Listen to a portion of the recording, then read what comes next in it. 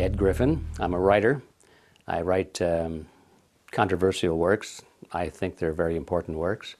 I deal with such topics as banking history, health issues, the United Nations, U.S. foreign policy, kind of topics where people get all heated up because they have strong opinions. But I consider myself to be a researcher, and I try to be a historian as best I can. So I deal with facts, mostly, not in opinions. I've been doing this most of my adult life. I started becoming interested in issues of this nature in 1959. And by 1960, I was really revved up to it. I left my employment with a large insurance company and went in full-time in doing writing and speaking on these topics. The growth of the Tea Party movement and the left-right paradigm, they're all sort of intertwined, and yet there are very separate intellectual threads that need to be followed in all of that. I think, first of all, it's important to talk about and understand this left-right paradigm. What is this all about? Most of us, including myself for certain, in my younger years, I was brought up thinking that you had to choose, if you were smart at least, you would have to choose politically between being on the right or the left. You had to have a political view. And I thought that in those days, I thought that the extreme right would be something like fascism or Nazism. And on the extreme left, of course, you would have communism or socialism, just a little bit short of that. So that was the paradigm that I was taught, and it seemed to make sense at the time. But as I became more involved in these issues and learned more about them, I began to realize that the basic philosophy between the so-called extreme left people, on communists and socialists, and the so-called philosophy on the right of the fascists and the Nazis was really the same. I said, how can this be? They're supposed to be opposites of each other. And then I began to realize that there is something more common to all of these philosophies that was left out of my training and education. And that was the ideology of collectivism. I began to realize that the thing that was common to them all is something called collectivism. Now that's a word that is not very well used. It's not very entrenched in the vocabulary of most people today. But I found out that it was a very commonly used word about a century ago. People wrote a lot about collectivism, and the opposite of that would be individualism. Those are two words that are sort of abandoned today, but in my view, I think they need to be recaptured and understood and used more. And I realized that communism and fascism, the so-called opposites, are merely variants of collectivism. They're the same thing. And they believe that the group is more important than the individual, for example, and the individual must be sacrificed, if necessary, for the greater good of the greater number. They believe that the state should be all-powerful and that the people should obey the state for the greater good of the greater number and all of that sort of thing. They believe that rights are granted by the state. They're not part of the human being. They're not God-given. They're not entrenched in his body and soul. They have to be granted by the state. All of these things, and you look at them one by one, communists and fascists and Nazis and socialists, they all believe that. So wherein lies the conflict, you see? And I began to question that. And I realized that it's partly a trick. In fact, I think it's a huge trick. It's a great scam because people even today are thinking that they have to choose between the right or the left, not realizing that no matter which way they go, they've accepted basically the same ideology underneath. Now, it's true that the leaders of these groups, like the Stalins of the world and the Adolf Hitlers of the world and the Mao Zedongs of the world and so forth, the leaders of these groups on left and right will fight each other. And they will go to war with each other. And there will be tremendous battles, as we saw in World War II, for example. But what are they fighting over? Ideology? Not at all, because they agree on ideology. What they're fighting over is dominance. Who is going to rule? That's all they're fighting over. And once you get that picture historically, it's not too difficult to see that that's the same thing going on even today, as certainly going on in American politics. We have the left versus the right, sort of embodied today in the Republican Party supposedly on the right and the Democrat Party supposedly on the left. Now, here's a choice, isn't there? Well, why is it if this is such a choice? So we go from Republicans to Democrats, and then 4 years or 8 years later, we go back to Republicans again, and we keep doing this. We've been doing this since World War I. How come the country keeps moving in the same direction all the time, deeper and deeper and deeper into collectivism, regardless of which party is in favor? Because they both believe in collectivism. They both believe in big government. But their slogans are different, their leaders are different, but the poor voter out there trying to make sense of all this is, he's tricked, he's stuck, he's trapped.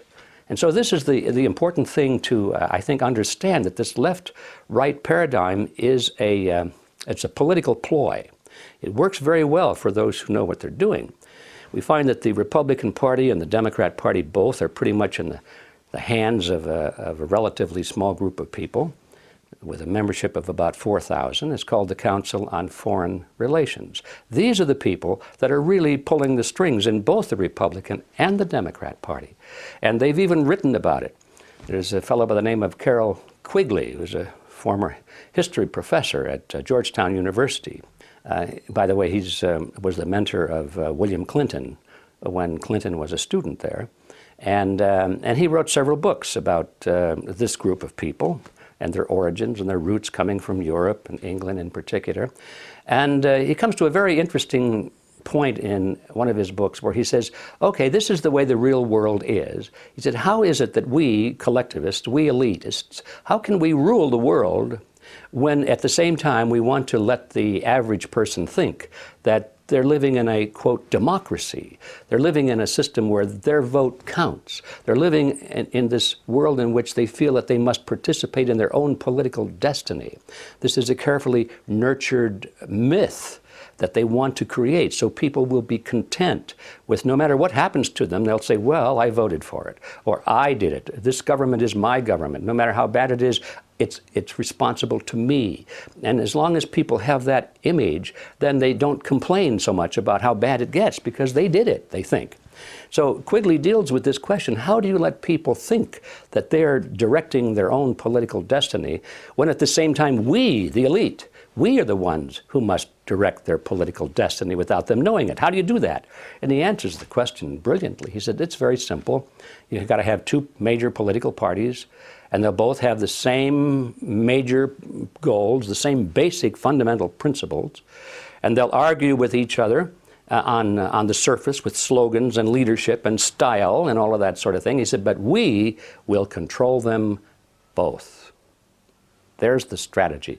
There's the whole scam behind this left-right paradigm.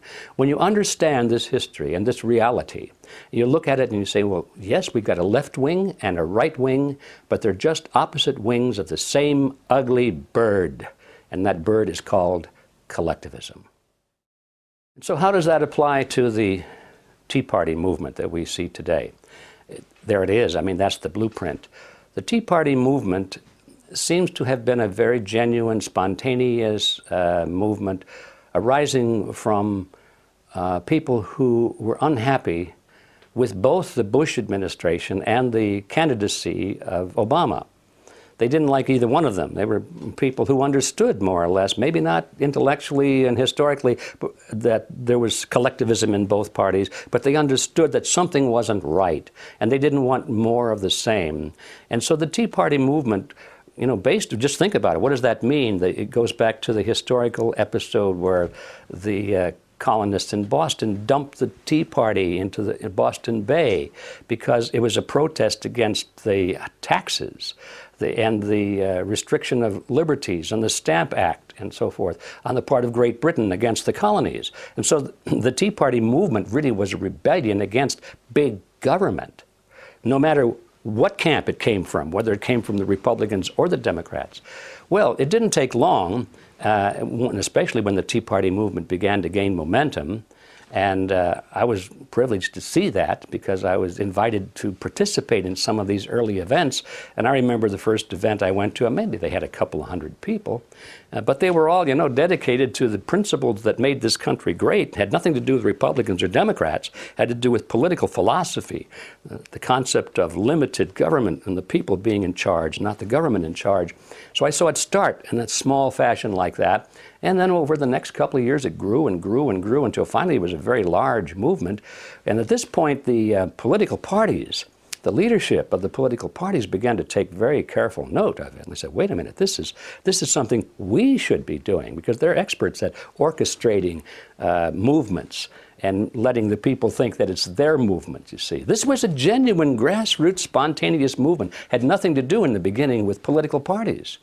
Well, the leadership of the parties couldn't let that be, so they both looked at it very carefully, and the Democrats decided that because of the nature and the slogans and so forth, it didn't fit well. So they began to attack it. They began to try and make it look like it was a bunch of idiots and wackos and tin hat people and all this sort of thing. And the Republicans thought, this is something we can use. And so they started to go into it as best they could and take it over. That was their goal, to copt it for their program. And well, so here we are today looking at this process underway. They're still trying very hard to convert the Tea Party movement into a Republican front. And I'm sorry to say that they have achieved some success in that direction, primarily because of some very well-known people who are closely aligned with the Republican Party. We're talking about the candidate, of course, Sarah Palin, who's a Republican from top to bottom, and she represents this right-wing image. She fills the bill perfectly. She's the Miss Republican right-wing collectivist. And she can speak with great fervor and great emotion and great meaning against the extremes of the Democrats, those bad left-wingers. And she does a good job of it, and everything she says is true. But she doesn't speak out against those bad right-wingers, you see, because she's part of that group. Her mission is not to bring about a restoration of the principles of America, but to get the Republicans back into power. That's her mission. And of course, we have people like Glenn Beck, who have the power of the Fox broadcasting system behind him. That's tremendous power. And he's always speaking against those bad left-wing Democrats with great conviction and great fervor and great truth. Nothing wrong with what he says. What's wrong is what he doesn't say. He'll never attack somebody from the Republican Party. We've got people like Rush Limbaugh, plays the same role. He's very good at exposing the Democrats. He's very good at pointing out the absurdity of the left-wing philosophy, but he'll never say anything bad about a right-winger or a Republican. So there you have it. Of course, on the Democrat side, you've got the same team. These are the cheerleaders and the players. They work together. And the average voter gets caught in the middle of this. He hasn't any idea what's going on. He just thinks that the debate is such that he has to choose. Who are you going to vote for? Are you going to vote Republican or are you going to vote Democrat? And so as long as they're in that role, they're like a tennis ball in a tennis match. They get hit back and forth across the net. First they're on the right, bing, then they're back on the left, bing, back they're on the right. They're Republican, they're Democrat. And the game goes on and on and on. And although it's possible for the players of that game to win, the tennis ball never wins that game. So I think it's time for people to stop being tennis balls in this game and just get out of the game completely. There are certain issues that people on the left and the right in American politics will never discuss. And the reason they won't discuss them is because they agree mutually. The Democrats and the Republicans agree on something, so they don't want to talk about it in public debate because it reveals the fact that they're basically the same. They only talk about things on which they disagree. Turns out that the things on which they agree are the most important things. The things in which they disagree are relatively minor. So the things in which they agree are, for example, our foreign policy. They both agree that the desired goal eventually is to move the United States into world government. Not just any world government, but a world government based on the model of collectivism. In other words, big, powerful, centralized world government. If it were a world government based on the principles of freedom and freedom of choice, freedom of culture, low intervention, if no intervention in the lives of normal human beings, it might be a wonderful thing, but that's not the kind of world government the left and the right have in mind. They're talking about total world government with all major decisions being made at the top and people at the bottom being essentially living in a feudalist society, just serfs and peasants, basically, in a high-tech feudalism. And the left and the right both agree with that goal, and so they never discuss it in public debate.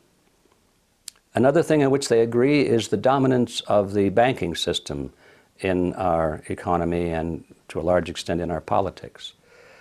They both agree that the banks are supreme, that the banks must be protected, that the banks must be funded, they must be bailed out, they must not be allowed to fail.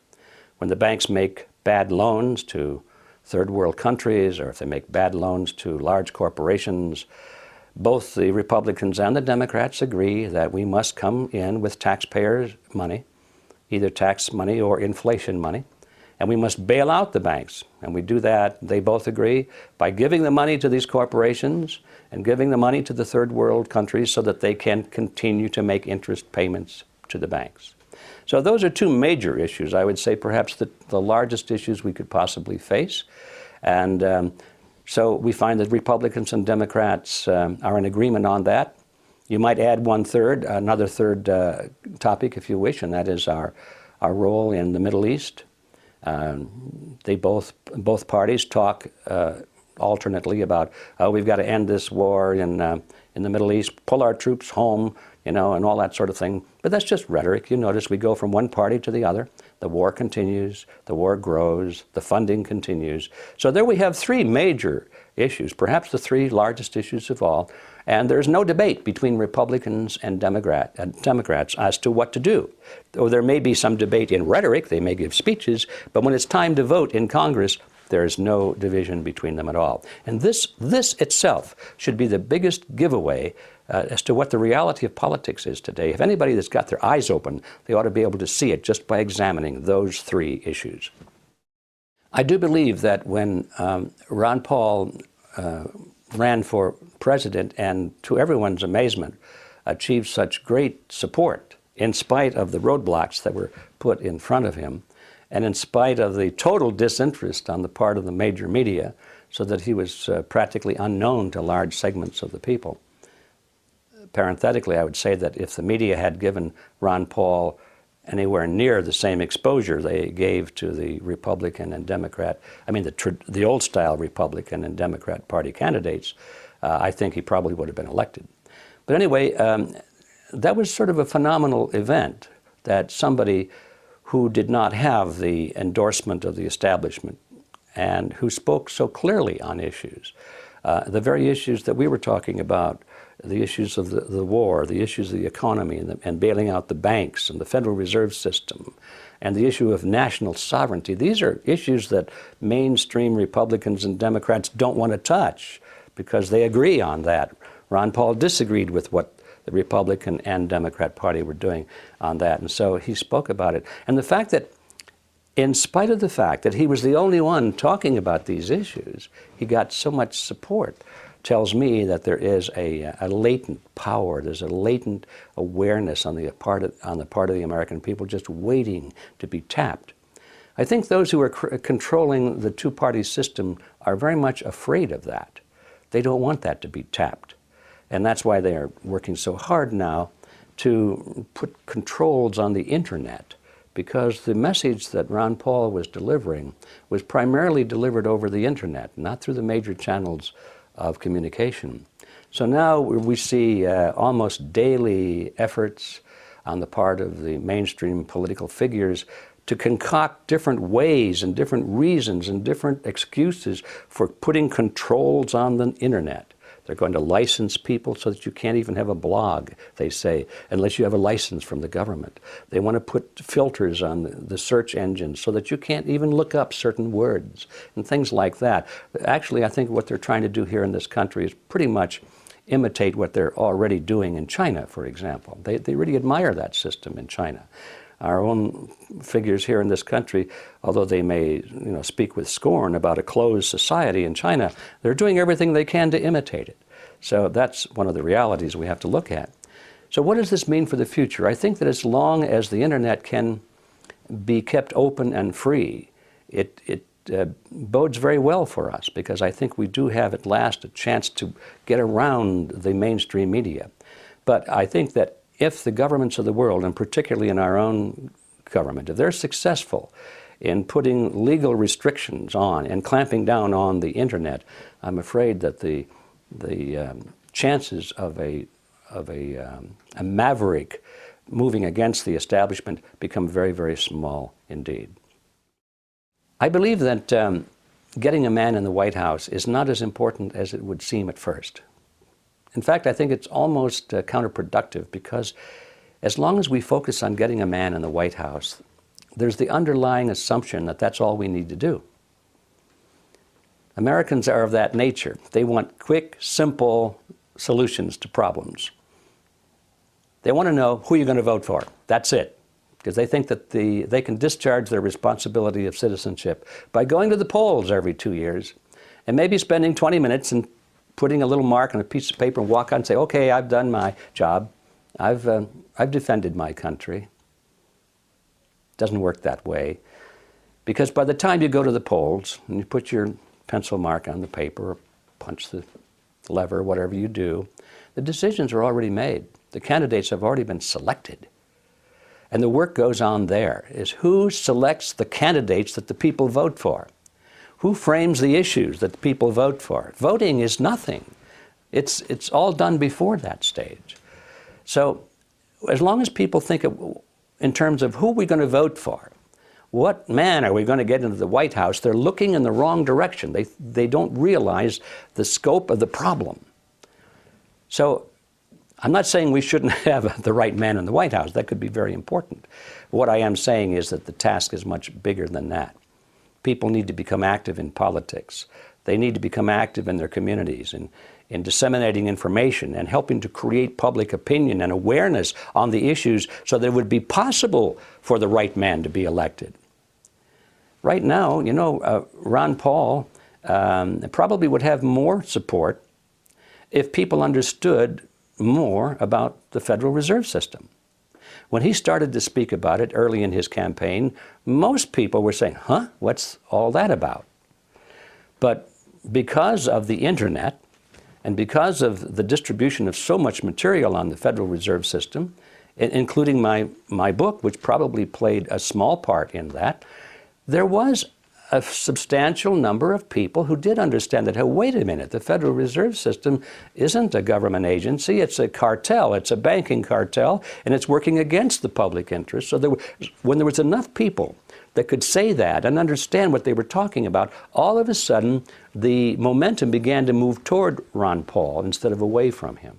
Yes, people still said, I don't know what he's talking about, but more and more people were saying, I do know what he's talking about, and he's right on target. And you reach a critical mass with that. When enough people start saying, yes, yes, he's right, then the others who don't know anything are listening, say, what are they talking about? And now they take an interest. So I think that we're almost at the point now of this tipping point, or the critical mass, where people do understand the scam behind the Federal Reserve System.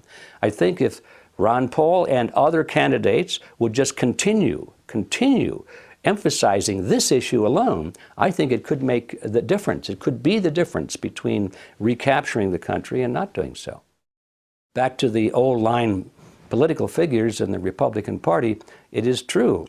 When you compare that with Obama, Obama came to power riding this crest of beautiful rhetoric about change and making a difference and taking America back and all of that sort of thing. And people responded to it emotionally.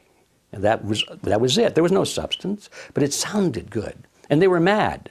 They were mad at the present regime. They didn't like the Bush administration. They were angry. So anybody that spoke about change, well, that was their man, right? Okay, here we are. Another cycle is passing, and people are now mad But this time, they're mad at the Obama administration. So the same political trick is being played again, but this time on the part of the Republican Party. The Republican candidates now are issuing great emotional, heartwarming statements about loving their country and restoring the Constitution, taking our country back, bringing about change, reducing government, and so forth. And you look at who is saying these things. I mean, people like Newt Gingrich, for example. If you look at his voting career, he voted against the Constitution more often than not throughout his whole political career. He's great at giving speeches. He uses all the right trigger words and phrases. But here's a guy talking about taking back the Constitution when he himself has been one of the great attackers of the Constitution by his votes in Congress. So it's come to the point where people have to stop listening to the rhetoric and start looking at the actual voting record of these people. I don't care whether it's Republican or Democrat. That's not the issue. It was Lenin who said it so well. Lenin said, words are one thing, actions another. Of course, when Lenin wrote that, what he was telling his followers is that tell them what they want to hear. Don't worry about telling a lie. They want to hear lies, he said. Words are one thing. Tell them what they want to hear. Get elected. Come to power. When you're in power, he said, then do what you want to do. Words are one thing, actions another. So he was advocating lying. Well, believe me, professional politicians understand this same technique. They would never come out and advocate it in public. They'd deny it. But look at their records. Don't listen to their words. Look at their actions, and then you'll know what kind of a game they're playing with us. Well, both Republicans and Democrats, both left-wingers and right-wingers, use this tactic of trying to discredit their opposition. And they're very good at it. And they know that if you come to the point where there is a serious debate underway about a serious issue, the best thing is back away from the debate, stay away from the issues, because they will lose. So they start attacking their opponent's character or their intelligence, or they try and look for something in their past to make them seem like they're evil people. And it's called demonizing. You demonize the opposition. This is an old tactic that's been going on for a long, long time. And yes, I've seen it over the years where they have taken a group like the John Birch Society, and which is just an educational organization, but it was an educational organization dealing with principles and real historical facts, and they pretty well succeeded in convincing everybody in America that the Birchers were a bunch of, at the least, they were a bunch of little old ladies in tennis shoes, but at worst, they were a bunch of Nazis and fascists and racists, and they were even called communists. And so it didn't make any difference. You just call them some name, and if you keep doing that often enough, and in major channels of communication, most people will believe it. So that's a tactic that's well used, and I think we have to be alert to it. Also, we have to be alert to the fact that the people that we're talking about, these elitists, it's hard to find a better word, but the ones who want to really control this international collectivist government, they are not dumb. They have a lot of money, and they have think tanks that work out strategies. And one of the strategies they have always used is to lead their own opposition. And they try to lead their own opposition because, first of all, they know there's going to be opposition, so why wait around? Why wait around for real opposition to develop? If you know what's going to happen, send your own people out there and let them pretend to be your opposition, and everybody will follow them, especially if they're well-funded. And if they give the right speeches and say the right words, you know, those nice campaign speeches, for example. But they're really controlled by the very people they're speaking against. I came across that when I was doing research for the Federal Reserve System, because I realized that in the early days, the very bankers who put together this cartel and drafted the Federal Reserve Act, it was their bill. When it came time to promote it to the public, they funded and actually delivered their own opposition. Some of these bankers went forth and started giving speeches and interviews to newspaper reporters saying, oh, this bill is bad. It's bad for America. It's going to damage the economy. And they knew that the average person reading that in the newspaper would say, Oh my goodness, Maud, listen to this. These bankers don't like the Federal Reserve Act very much. Must be pretty good, you know? So they play this game. So we know that this is still going on today. And for example, in the Tea Party movement, if they want to discredit it, if they can't control it, okay, let's say if one of the parties can't control it, they'll have to discredit it. So they will, and I believe already have attempted, to send people into the Tea Party movement who are real wackos or pretend to be real wackos. Or if they're real wackos out there, they make sure that they're brought into the Tea Party movement. And every time there's a media crew going out there with their cameras taking pictures, do they take pictures of the, you know, the 10,000 middle-class Americans who know what they're talking about? Or do they pick the 2 or 3 wackos over here with the tinfoil hats? Or the guys with the swastikas on their arm and so forth. That's where they focus, you see. And I believe that some of those people are probably sent in there on purpose, just to demonize and discredit the movement. Now, this is hard for most Americans to believe, because they don't realize that this is really hardball. This political game is hardball, and they don't realize that it is a game and that there are professionals playing it. It's a matter of historical record that the group of people that sometimes we call capitalists, the big, super wealthy families, you know, the Rothschilds, the Rockefellers, and the heads of the big corporations in America, AT&T, Ford Motor Company, and so forth. People think of them as the super capitalists.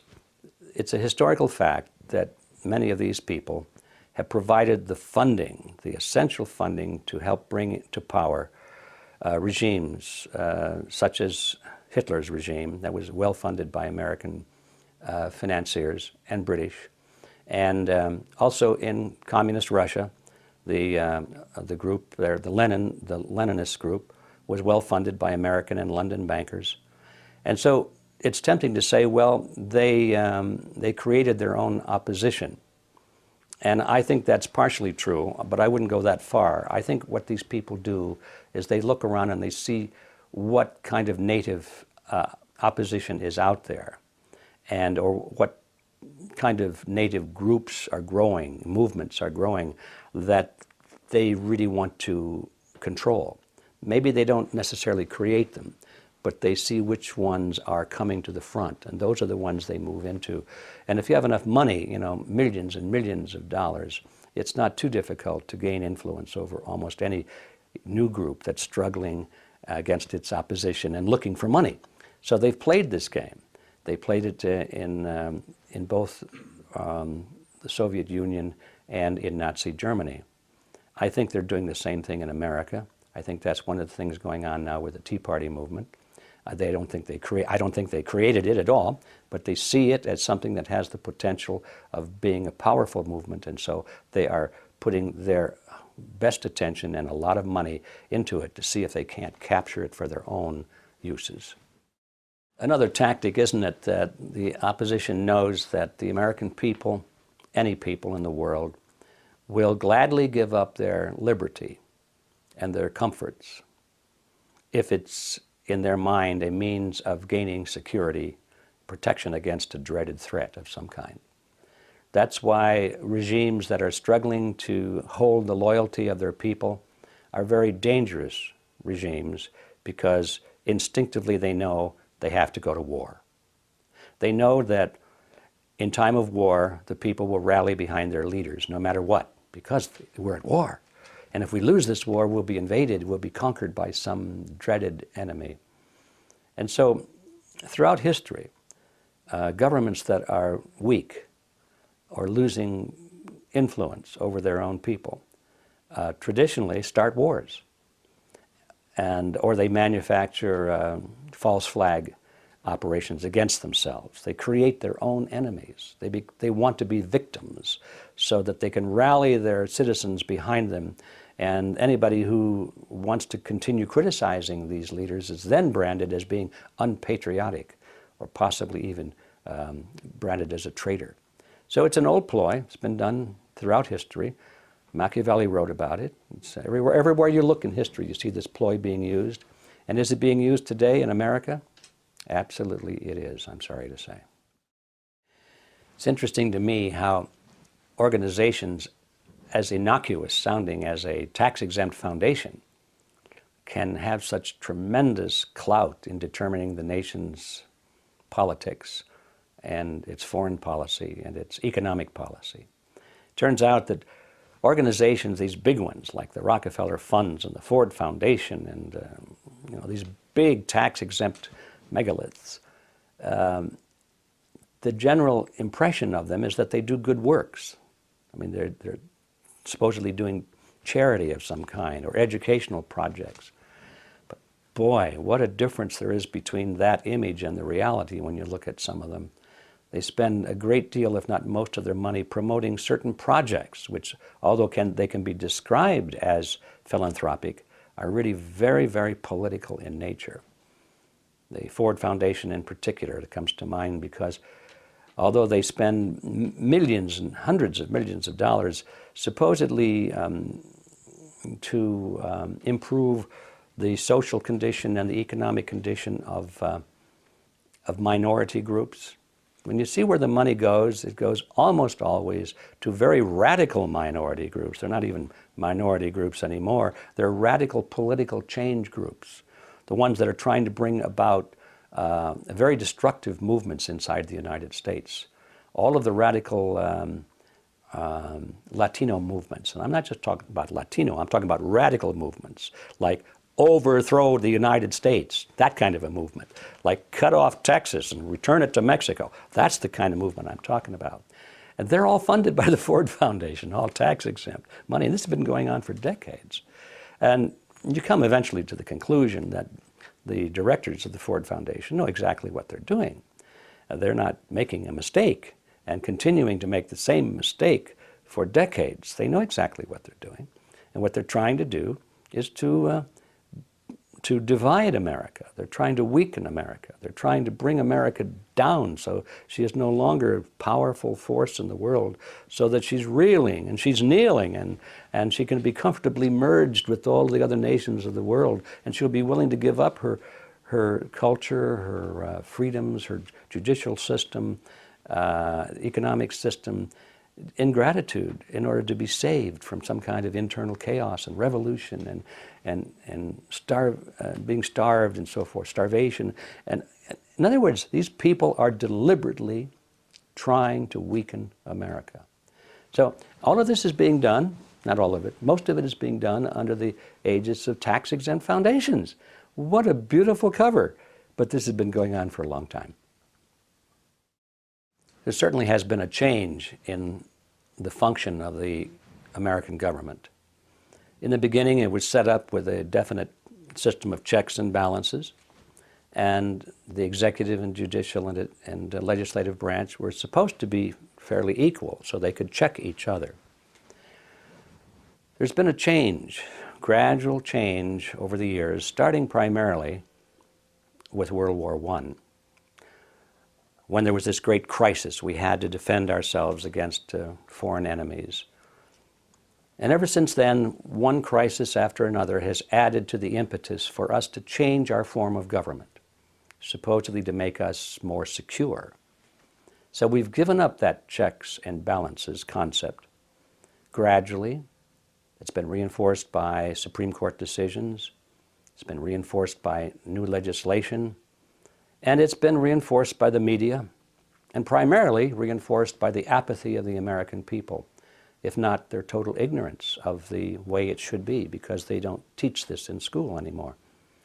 So what's happened? No matter how it's happened or who's responsible, it has happened, so that now we do not have checks and balances between three forms or three branches of government. A realistic appraisal is that we have a dictatorship. It's a democratic dictatorship. And most of the power resides in the hands of the President of the United States. Originally, the President was supposed to be like the President of any corporation. He took orders from the Board of Directors. And he didn't determine policy, major policy at least, maybe minor policy, but the major decisions were made by the Board of Directors. And his job was merely to implement those policies. That's the way it used to be in America. The president was a relatively unimportant person. He was selected by the states, and he was to implement policies of the Congress. Today, that's not the case. Today, the president is basically the same as a king. We don't call him a king. We don't say Your Highness. We say Mr. President. But he has almost unlimited powers, the same as any great ruler of history. And Congress, although we still think of it as being an important body, pretty much steps back and lets the president do whatever he wants to do.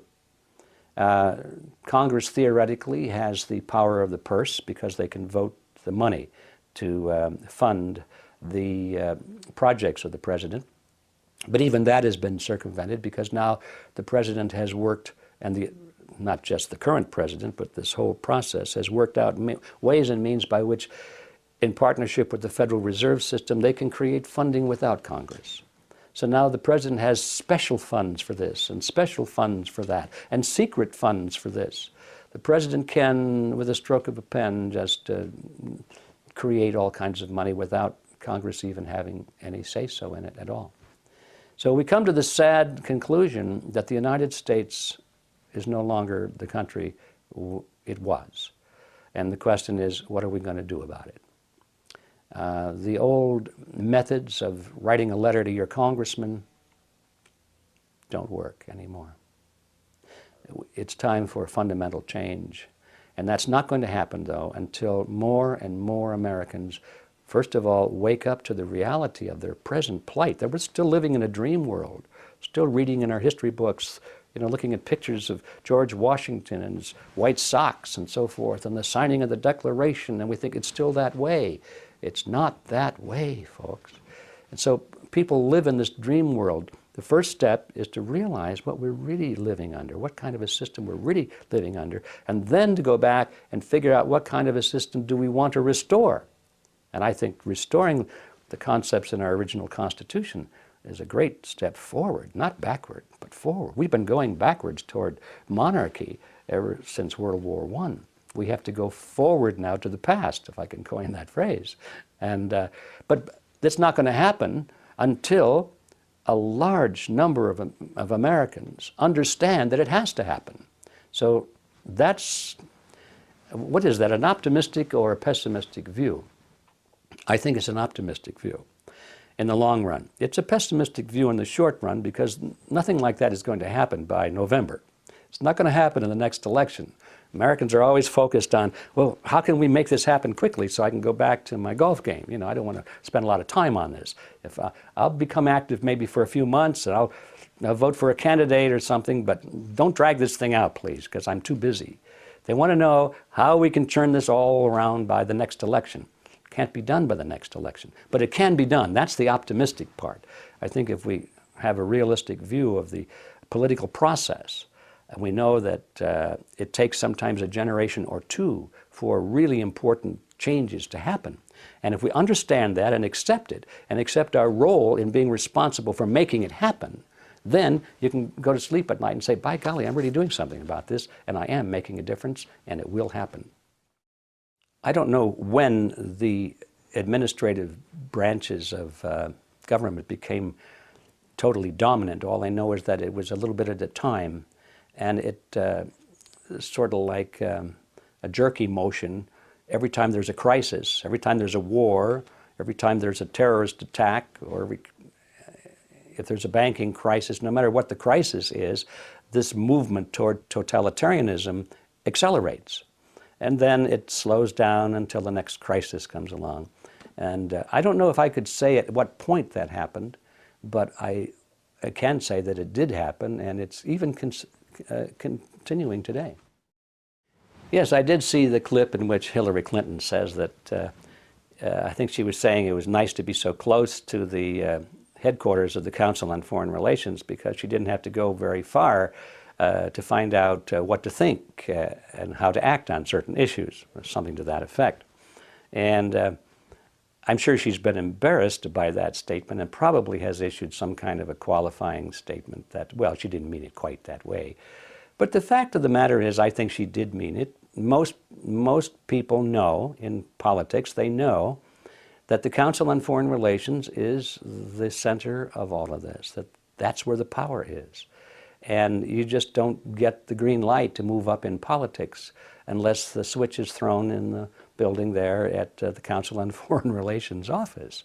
That's why all of the major candidates for office appear at the CFR conferences, and you can see video clips of them on the internet now and then. They're giving speeches, sometimes before large audiences and sometimes before small groups. But it's clear to me that they're brought in and they're treated very nicely, and then they're asked some questions to see how they think and how they would act under certain circumstances, and what is their view on this policy and that policy. And if their answers are acceptable, they get the green light. Council says, okay, this is a man that we can trust, that we can support. If they give the wrong answers, I don't think they're ever going to get any kind of a green light. And so people like Hillary Clinton know, even at that elevated position, Hillary Clinton, you'd say, was one of the big movers and shakers. Compared to the Council on Foreign Relations, she's not. She's a small fish. And she knows that she's got to get the approval of the CFR. I think that the people who are monitoring this they have to be concerned over the growing awareness on the part of the American people.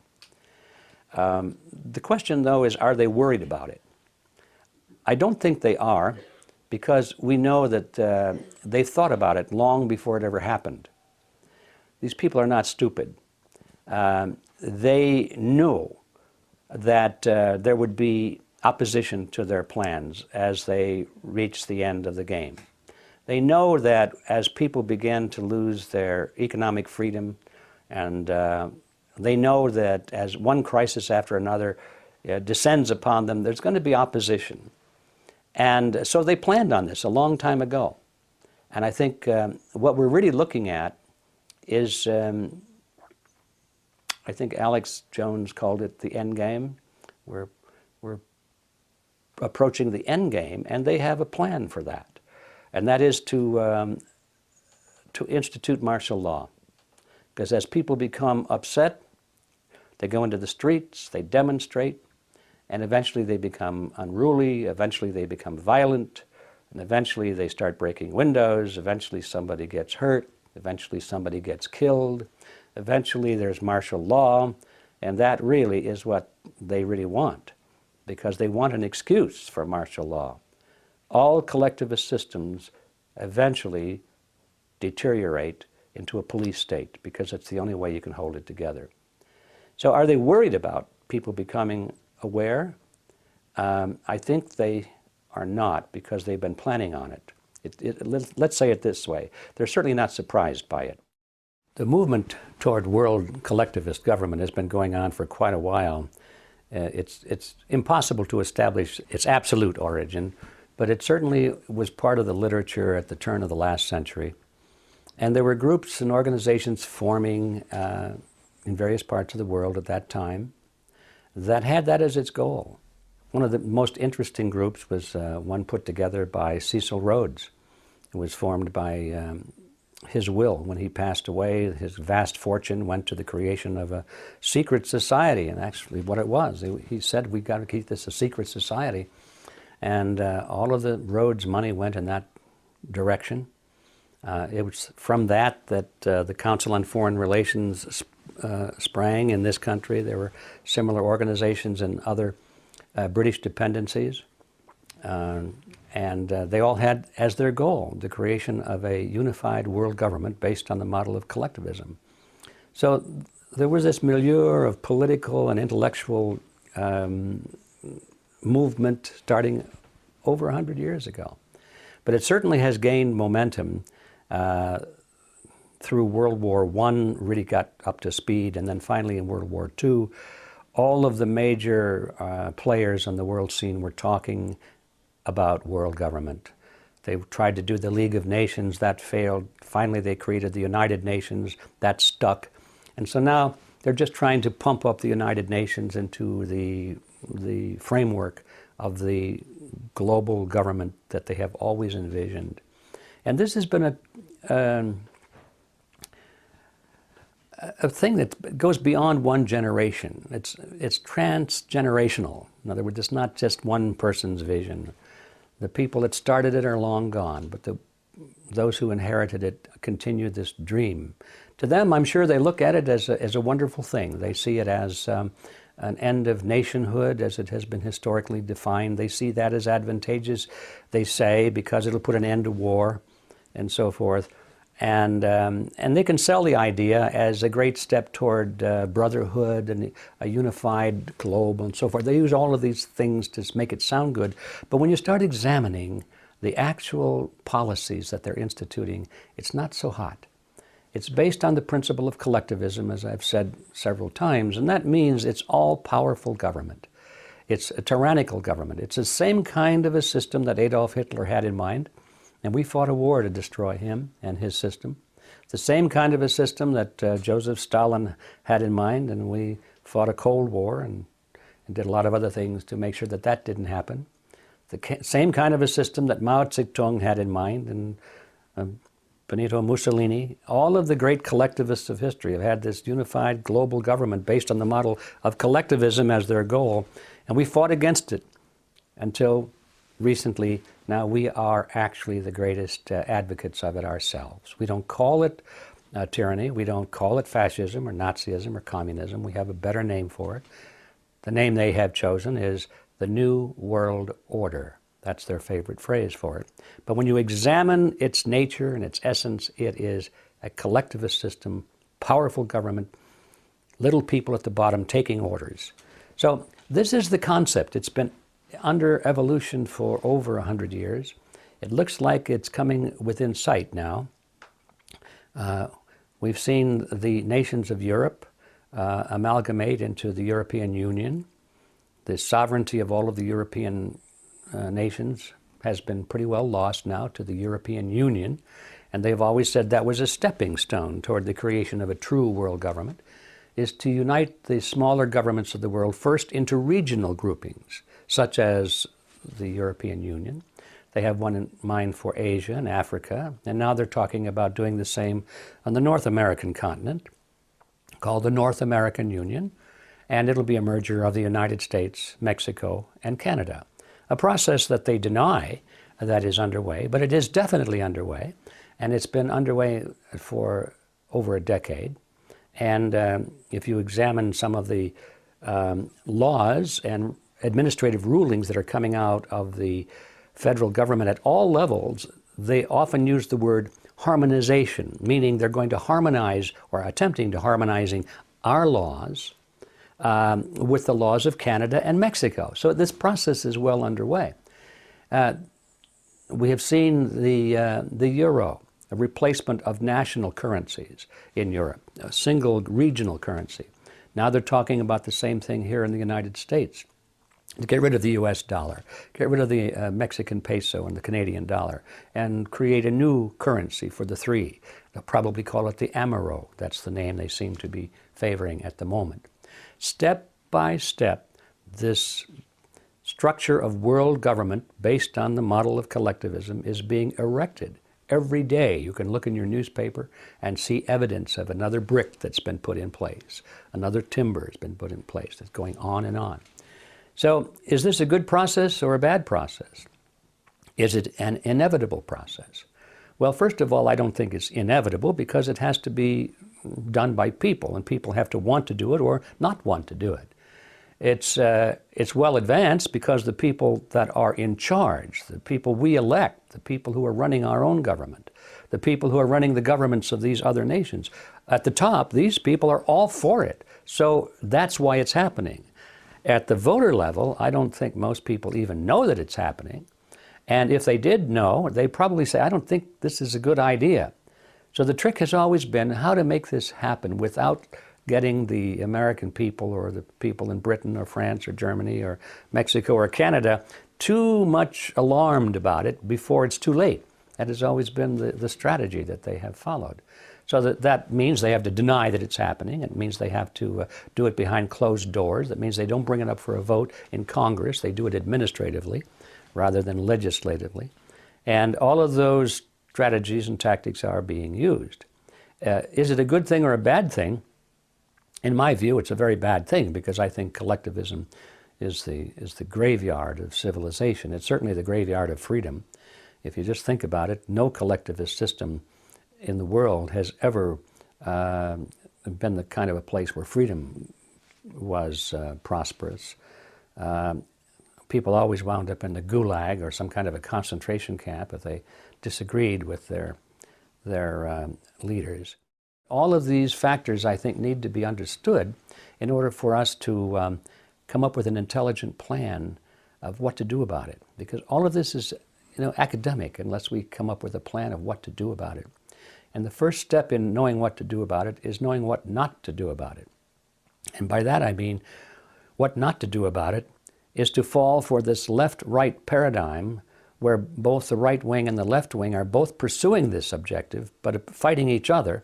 And if we get caught up in that trap, we'll spend all of our time fighting the leftists or fighting the rightists, and it doesn't make any difference because no matter which side you're on in that battle, you still are promoting this globalist government strategy.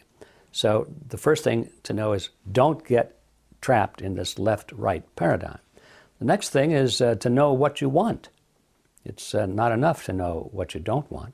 Of course, we don't want tyranny, of course, but what do we want?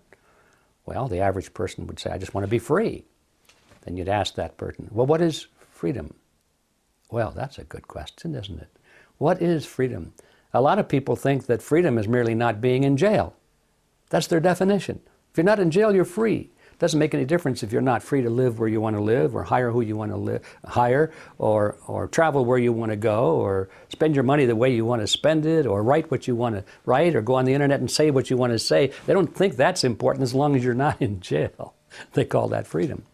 I don't think that kind of a definition of freedom is worth fighting for.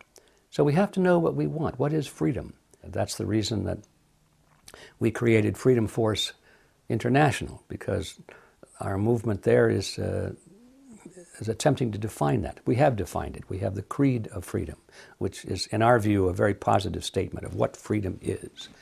And we have the commandments of freedom, the things that thou shalt not do, for example. Very simple things, but all of the great movements of history have always started with simple concepts.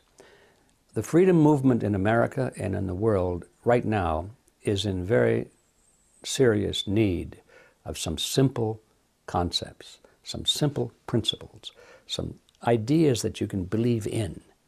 You know, the old saying is, if you don't believe in something, you will fall for anything. It's very true. And so the first step toward reversing this drift toward global, collectivist, tyrannical government is to know what we believe in. What is freedom? And be able to define it, to be able to defend it, to be able to argue against the collectivists and say this system is better than that for this reason, and this reason. And then finally, the ultimate question is, well, who's going to do this? It's easy to become despondent, discouraged, and say, well, nobody cares. My neighbor is out cutting his grass. He's a good guy. We talk about baseball. We talk about the weather. We can talk about the latest movies. But he doesn't want to talk about politics. He doesn't care about the economy. He just doesn't want to become informed. And he certainly doesn't want to take any personal responsibility for monitoring and changing the system. So how are you going to fight this great drift toward global government with all of these powerful people at the top and nobody on the street cares? And the answer is that all movements of history have always been determined by less than 3% of the population. You don't need everybody out there. In fact, it'll never happen. It'll never happen. Never happened before in history, and it won't happen now, and certainly won't happen in the future. 3% or less of the population are always the movers and the shakers. If you can reach 3% of the people who really care and who really have the mindset and who are willing to make the sacrifices and the dedication to this task, it can be done. And the guy next door will continue to push his lawnmower, and he'll go whichever way the system goes. It's always been that way. So we don't need to be discouraged by the fact that not everybody is taking an interest. Our job is to find that 1, 2, or 3% of the people who do care, get the message to them, join forces with them, and then we have to come to power. Coming to power means we have to get into politics, we have to get back into the media centers, we have to communicate this information to everybody we can, we have to let our voices be heard in the great power centers of society, the political parties, the labor unions, the church organizations, the media centers, and so forth. This is where we, the 3% or less, must go to work. This is where we're going to find the battle. This is where we're going to engage the enemy, and this is where we're going to recapture all the respective countries of the world. There is this false competition between the left and the right perspective. We got the masked raider with the black mask there in the wrestling ring, and then the guy comes in with the blue cape, and they go into this great phony wrestling match, and it's a great show. It's a great show, and they got cheerleaders, the commentators, you know, on the left and the right, and the public enjoys the game. They like watching the match. It's exciting, isn't it? I mean, they throw each other out of the ring, they beat each other up. He's up, he's down, oh, he's winning, no, he's losing. Well, he lost this match, but he'll be back next week. Stay tuned, folks, for the next match. A grudge match is coming back, and so forth. This is American politics that we're talking about. Both of these professional wrestlers, they beat each other up a little bit in the wrestling match, and they go in the locker room and they pat each other on the back and go out and have a beer together and say, well, that was a pretty good show. What are we going to do next week? This is American politics. And we have our cheerleaders, you know, the news commentators and the talk show hosts on the left and on the right, and they frame the debate.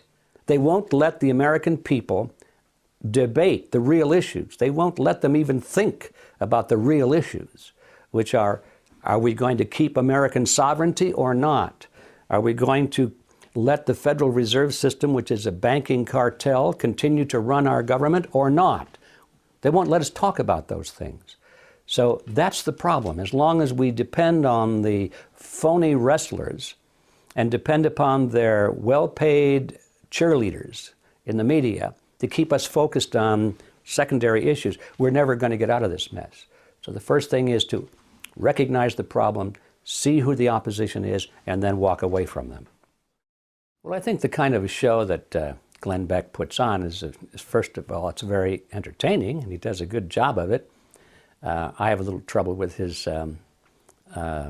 television persona. I don't really go for it very much, but a lot of people do because he seems to be so sincere and so emotional and so patriotic, and he loves his country and so forth. And that sells pretty well. Am I questioning his sincerity? Yes, I am, because I know it's a show. And I know that if he were really as concerned and patriotic as he presents himself to be, he would be exposing criminal activity on the right as well as on the left. Then I would know he was sincere. But because he is so well-defined right down the middle, he attacks only those on the left and lets everybody on the right get off scot-free. I know that this is a phony wrestling match. We have to realize that the Fox News network is part of the Rupert Murdoch empire. And like so many of the other great media centers, like ABC, CBS, NBC, they're all in the hands of members of the Council on Foreign Relations. Murdoch himself is a member of the Council on Foreign Relations. So what does that tell you? It tells you that there is an agenda. These people have an agenda, and they boast of it. It's not hard to find out what it is. The agenda is world government.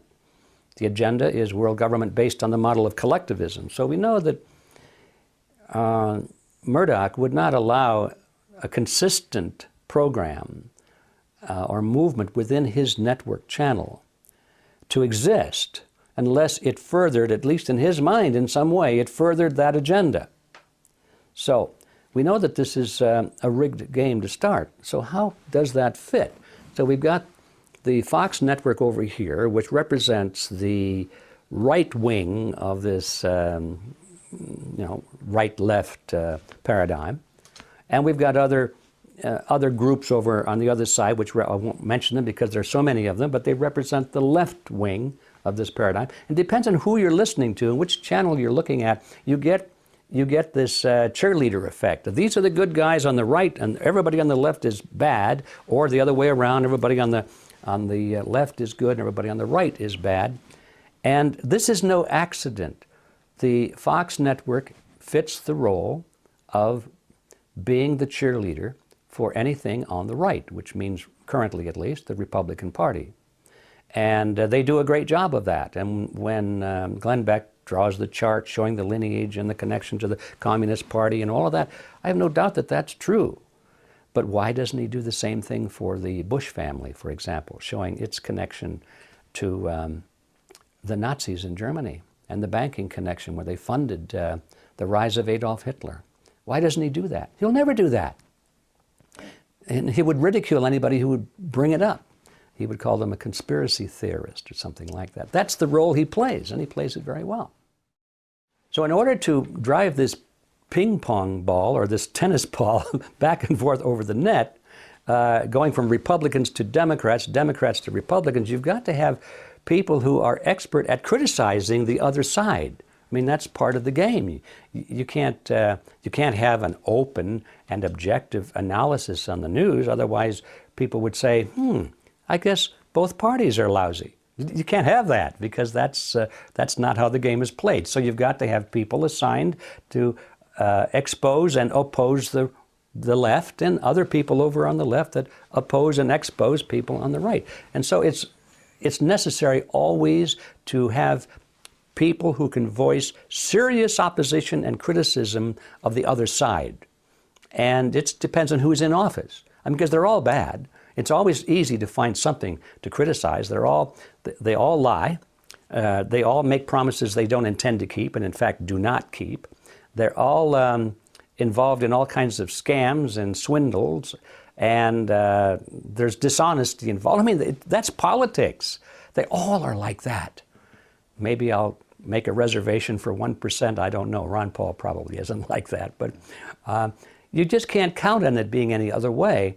And so it's easy when one party is in power, they give them a little honeymoon time to let it be known that, no, they're not going to change anything. And then the other side ramps up and says, oh, look what they did, how bad they are. And so the voters are thinking, oh, yeah, we got to get rid of him. And so they get all whipped up like they are now, people in the Republican Party calling for take back our country, restore the Constitution, get the CIA out of our bedrooms and off of our computers and so forth, all these good lines. They don't mean a word of it, or they're just playing to the sentiments of the voters. And so all they want to do is bring now the next Republican candidate forward, and people won't even look too closely at the Republican candidate because they'll be so filled with contempt and hatred for the Democrat, I mean for Mr. Obama. They'll say, I don't care who we put in, anybody would be better than that. Of course, that's how Obama got in. They said, well, I don't care about Obama. I don't care what you say. Anybody would be better than Bush. And this goes back and forth. And Bush got in, well, anybody would be better than Clinton. American politics is the politics of hatred. It's not who you love or who you like, it's who you hate. That's what it's all about today. And it's a strategy that seems to be working pretty well. It always comes as a shock when people realize that some of the greatest mass murderers of history and greatest tyrants of history were actually supported and funded by very wealthy financiers and forces in the United States and in Great Britain. They sometimes go very closely hand in hand. Everybody knows about the rise of Hitler, but they don't realize that the Nazi Party was funded by many of the banking dynasties that still exist in the United States. They funded him, the large corporations. They went into partnership with some of the German corporations. They called it IG Farben. It was a cartel. And they put up tremendous amounts of money as investment into the Nazi war machine. They put money behind Adolf Hitler's political party, the Nazi Party. They even sent one of their public relations experts, I believe his name was Ivy Lee, over to Germany to interview Hitler and analyze him and to groom him and to make suggestions of how to improve his public image. They were intensely interested in promoting the Nazi regime. That's a matter of record. It's not a question of opinion. You can like it or dislike it. It's a matter of record. But this always happens. When Mao Zedong came to power, he couldn't have come to power had it not been for very powerful forces inside the United States. At the end of World War II, the Japanese had been driven out, but there was a large division in China. The nationalist Chinese under Chiang Kai-shek held a large portion of the country, and another section was in the hands of the communist forces, Chinese forces, under the leadership of Mao Zedong. And the nationalist forces and the communist forces were bitter enemies, even though they had fought more or less together against the Japanese. They both knew that when the war was over, only one or the other would be able to survive. And so they were preparing to fight each other. That was not in the best interests of the people in Washington, D.C. They didn't want that to happen, and they put pressure on the nationalist Chinese, Chiang Kai-shek's government, to accept the communists into their own government in key positions, what they call a coalition government. And they wanted them to go into very key positions. In other words, in control of the military in particular. Well, that's the end of the game, you know. The nationalists didn't want any part of that. So General George Catlett Marshall, who was in charge of all of the military operations in the Asia theater at that time, simply cut off the flow of ammunition and arms to the nationalist Chinese and made sure that all of the military equipment that was left behind by the Japanese was delivered to the communist Chinese. And with those two acts, there was no question that Mao Zedong's forces, which was now by this time much better equipped than the nationalist forces, that they would be victorious, and that is how it came to be. And George Marshall even boasted afterwards. He said, "With the stroke of my pen, I now disarm 30 divisions of Chiang Kai-shek's army." So that all came out of the United States. That was the decision of the so-called capitalist forces in America that the Chinese communists would now take over China. So all of these things are contrary to the conventional knowledge of what happened in history, but as I said before, none of it is really difficult to find. It's a matter of recordable, it has been recorded history, and it's not even a question of opinion anymore. So the bottom line is what? The bottom line is that some of the most brutal and totalitarian regimes of history have been funded by people of great wealth, people who we used to think of as capitalists, and sometimes still call them capitalists. Why? Because they have great wealth. And what we don't realize is just having great wealth is not the real issue here. It's what you do with that wealth. And how did you acquire that wealth? A free enterprise capitalist would be one who acquires his wealth through competition and free enterprise and producing products and services at a better quality and a lower cost.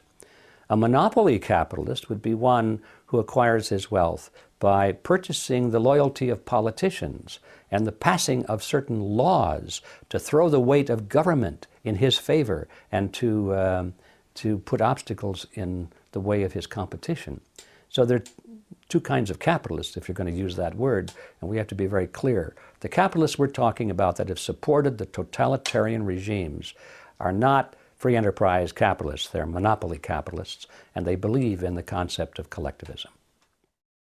The issue of bank bailouts is a very simple one. You can make it complicated, but at its core, it's a very simple issue.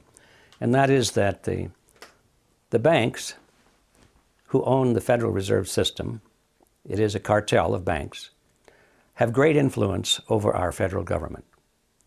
And when the banks got in trouble and were about ready to go bankrupt, most of them, if you looked at their balance sheets, they were technically bankrupt because they had made so many bad loans to third world countries or large corporations, and these countries and corporations were no longer able to continue paying interest on these loans.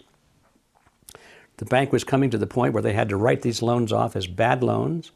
That would have destroyed the banks. They would have gone under. They were going out of business. So they went to their friends in Washington and they said, look, we need to save America. They didn't say we need to save the banks. They said we need to save America. If the banks fold, well then who knows what will happen. America will go down. And so their friends in Congress voted these billions and finally trillions of dollars to make all of this happen, to bail out General Motors and Ford and various countries and the banks themselves. And it was offered to the American people as a great move on behalf of America. This is how we were going to save America, by saving the banks. It almost worked, except for the fact that by this time, enough people were aware of the game. They knew that the Federal Reserve System was creating money out of nothing, and they knew that that would result in their having to pay the bill, either in the form of taxes or through inflation. Ultimately in the form of inflation, because the politicians are not willing to increase taxes as much as they should in order to pay for these expenditures, so they always keep the taxes as low as possible. But they collect it through inflation, because by pumping this new money into the economy, it waters down the purchasing power of all the money that's there. So when the voters realized that they were going to pay these bills, it wasn't the government paying these bills or bailing out the banks, it was the citizens, the consumers that were bailing out the banks. When they realized that, they got angry. And there was a great movement against it, a lot of anger, and especially when they found out that some of these executives were, getting million-dollar bonuses for bankrupting their banks and so forth. There was a lot of heat. And by the way, I think that the whole issue of bonuses, as important as it is, was a side issue. I think that that was one of those tricks that the media uses to distract the public attention from the real issue. The real issue was the fact that the Federal Reserve and Congress was creating all of this money out of nothing to bail out the banks. That was the real issue. It was going to bankrupt America. It was going to drive people out of work, out of their homes. It was going to destroy America. But did they talk about that? No. They talked about how bad it was that the president of some bank got $1 million bonus. And that's where all the attention went for quite a while. So that was a side issue, at least in my view. So there we have it. What can you say? Even though the people are upset about it, it didn't make any difference, because the people do not control their government. They think they do, but they don't. Their politicians are beholden to the banking fraternity, to the Federal Reserve, to the banking cartel. That's where the power resides today. And if you need to have any proof of that, all you have to do is just take a look at the recent history of the bailout of the banks against the will of the majority of the American people, against the anger of the majority of the American people. And nevertheless, Congress went right ahead and did it. The President of the United States endorsed it. Everybody was for it at the top, but at the bottom, the people did not want it. So how is that possible? If the people control their own government, could that happen? No. It's proof positive that the people of the United States have lost control of their own government. The anger over the bailout of the banks has been a strong fuel for the Tea Party movement. But the question is, will the Tea Party movement be able to do anything about it? And the answer is no, not unless they replace those people in Washington that made it possible. A Tea Party movement has no value unless it has the effect of replacing the people in Washington who brought about the financial crisis.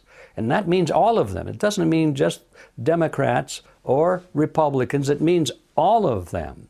And so the Tea Party movement, I'm afraid now, is there's an attempt to have it become a mouthpiece for the Republican Party and make it look like everything that's happening in the economy and the bailing out of the banks is all the result of the Democrats, and it's not. They certainly play a major role in it, but it's all been going on for decades, and the Republicans have played a major role in that. And some of the very Republicans who are standing up today and saying we should just put an end to this bailout of the banks, they're the ones that voted for it in the beginning, but nobody's checking their voting record.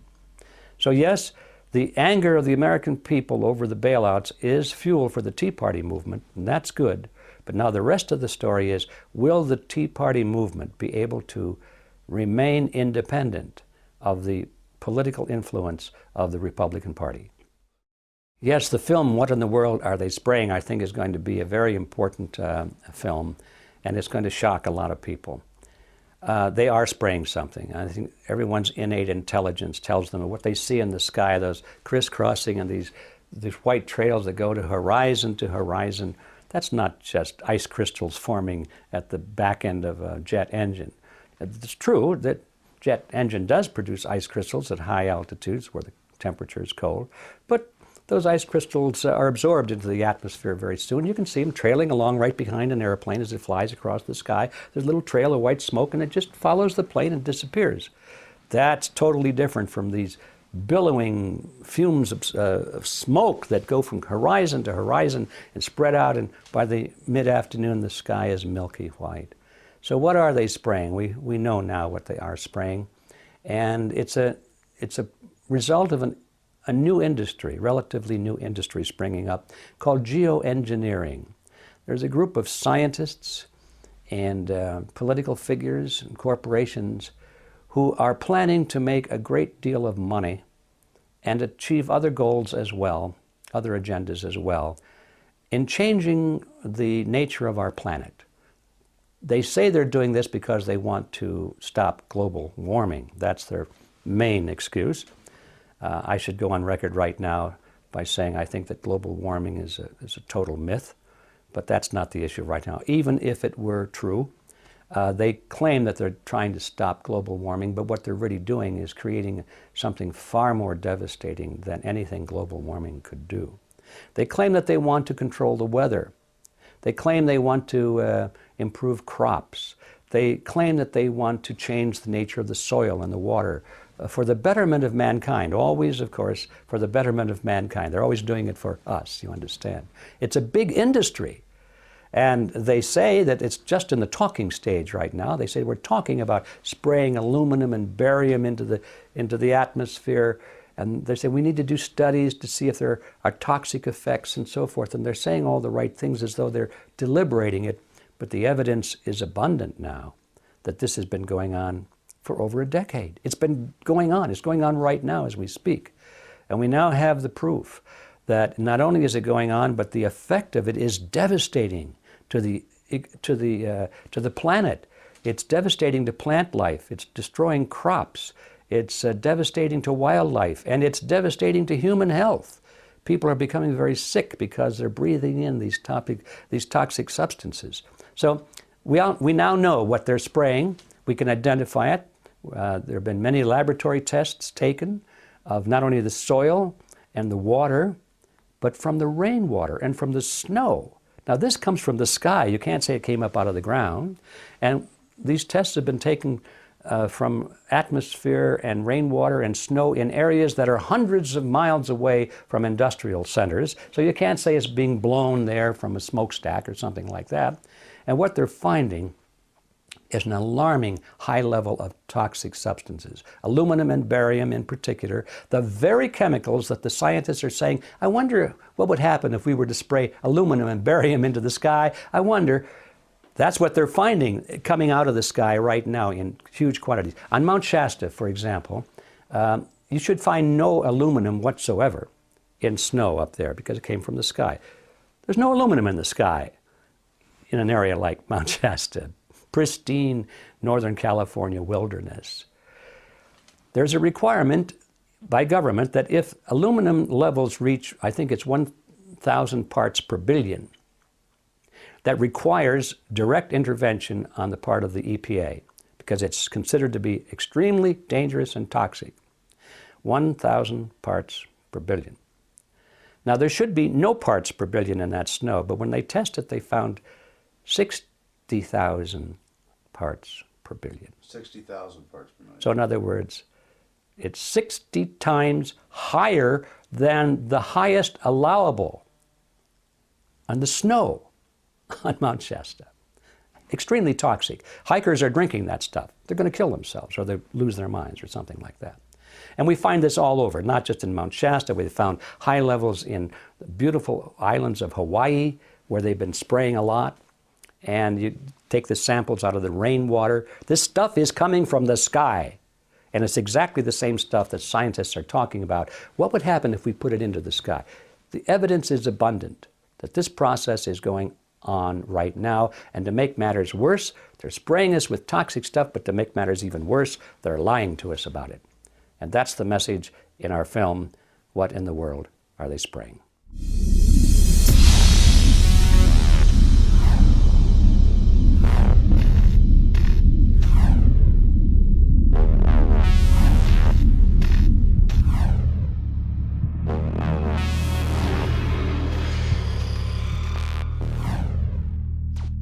Visit Infowars.com and PrisonPlanet.com.